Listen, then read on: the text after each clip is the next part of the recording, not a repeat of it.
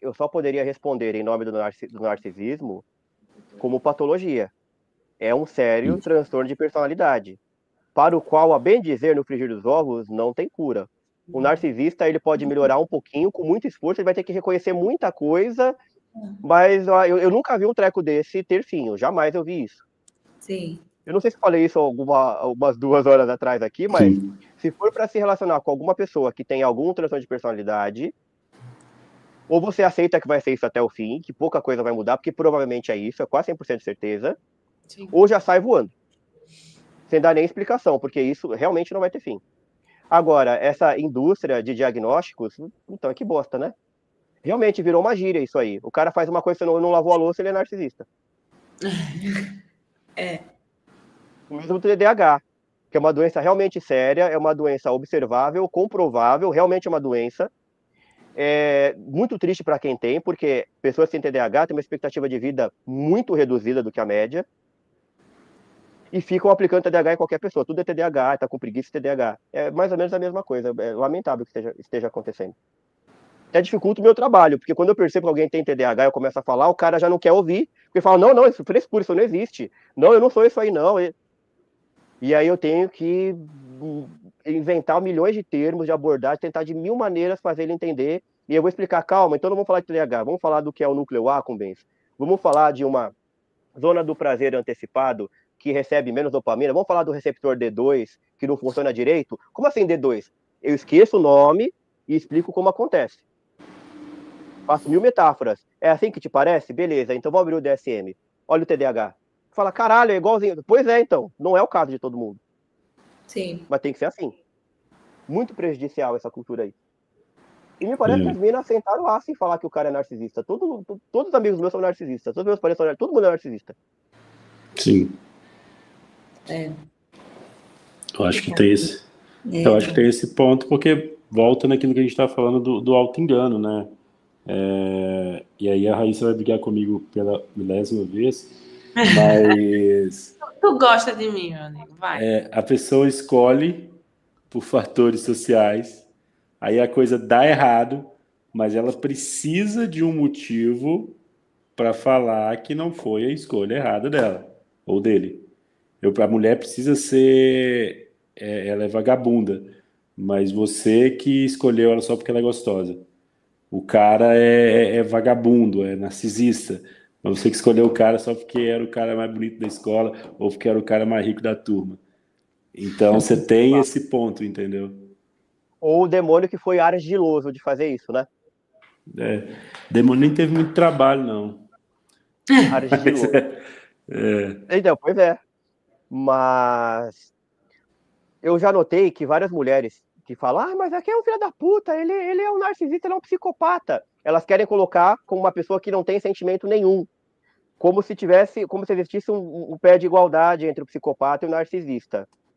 São muito parecidos. No caso de narcisismo grave, beleza. Chega a se cruzar e você nem sabe, não consegue diferenciar uma coisa da outra. Mas não é a mesma coisa. Por exemplo, o narcisista real, que merece diagnóstico, ele tá pensando nele o tempo todo. Ele é egoísta, ele quer a imagem dele em alta, só que ele pauta, a expectativa dele de ser reconhecido é nos ditames sociais normais. Se ele é médico, ele não quer ser um bom médico, ele quer ser um médico incrível. Ele é aquele que quando chega, o pessoal já se ajoelha porque ele já salvou milhões de vidas. Mas assim, ele vai se ajustar pelo que o povo espera. O psicopata não depende disso não, ele respeita a opinião de ninguém, ele quer que se foda. Ele não liga pra opinião, ele não liga pra holofote. Ele quer fazer o que ele quer fazer e acabou. Não importa o que você queira. Se vão achar ele feio, foda-se. Se não vão concordar, foda-se. O narcisista não é assim. Sim. Ele tenta manipular 1001 situações a seu favor, mas ele... Tudo que faz. Oi? O narcisista, ele depende de uma certa aprovação. Ele fica de um cálculo, balizando tudo que faz para ficar bem na fita sempre. Exato. Só que como ele dispõe de certa frieza para fazer isso, ele mente, ele coloca as pessoas em maus lençóis só para sair bem, parece que ele não tem sentimento nenhum. Mas não é exatamente isso, é que ele tem sentimento mais para ele do que para os outros. Mas às vezes ele pode ser caridoso. Honestamente, sinceramente, às vezes ele pode até ser meio difícil, mas pode. O psicopata não, esse conceito de caridade nem pode existir na cabeça dele, ele nem sente esse impulso. Ele não tem empatia. Então, nesse aspecto, eles são muito diferentes. Os dois são frios, isso é verdade. Só que um é frio que pode ficar quente de vez em quando. E ele, assim, ele é frio para conquistar a boa opinião, a boa reputação da sua parte.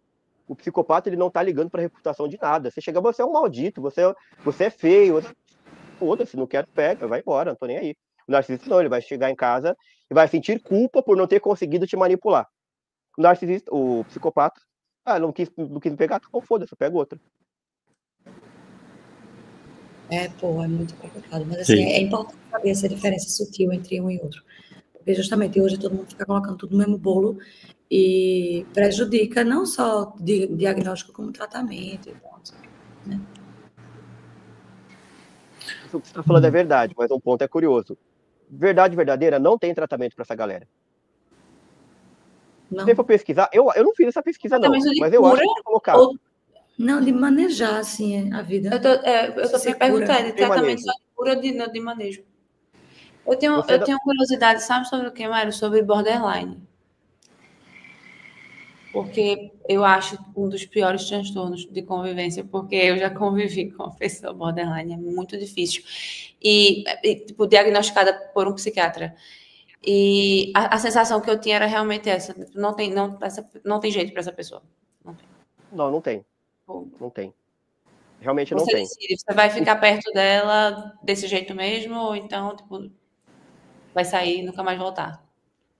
Olha, você tem mais recursos para um borderline do que para esses outros dois que a gente estava falando.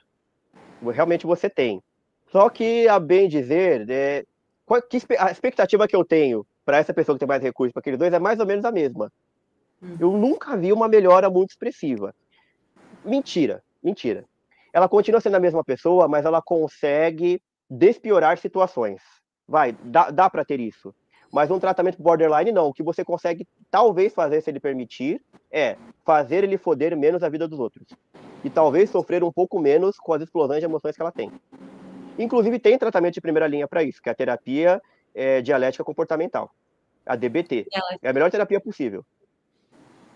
Só que você vai fazer... Eu estou acostumado com resultados rápidos. Eu trabalho para resultado rápido. Não que isso tenha que ser... Nossa, tem que ser rápido, não existe.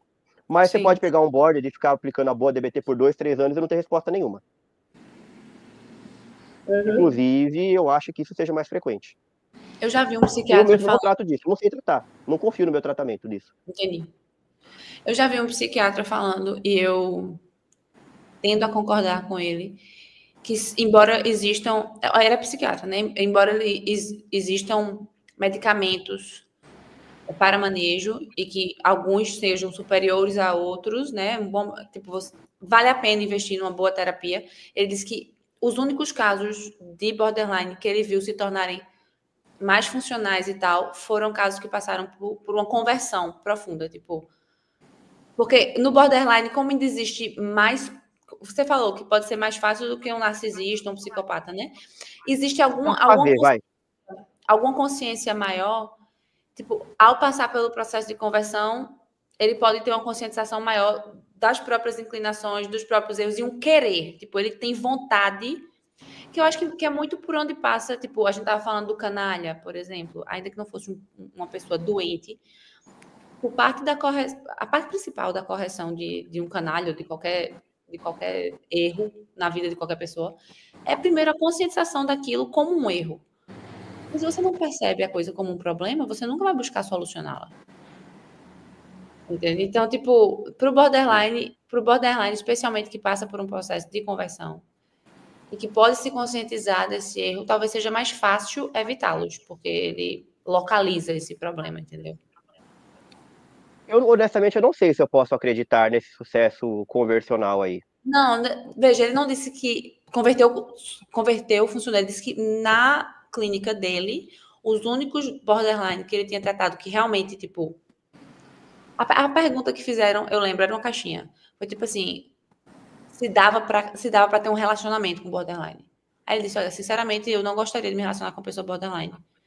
Mas as únicas pessoas borderline que eu já tratei, que ficaram realmente melhores, foram, acho que, tipo, fizeram a terapia, fizeram a medicação e passaram por um processo de conversão, entendeu? Tipo, ele não botou na conta da conversão, mas ele disse que aquilo ali foi... Entendi. Entendeu? Entendi. Conheça a nossa plataforma TV Lisão, onde vendemos vários cursos que não servem para porra nenhuma, mas você vai ficar mais inteligente, ok? Aqui nós temos uma educação helênica,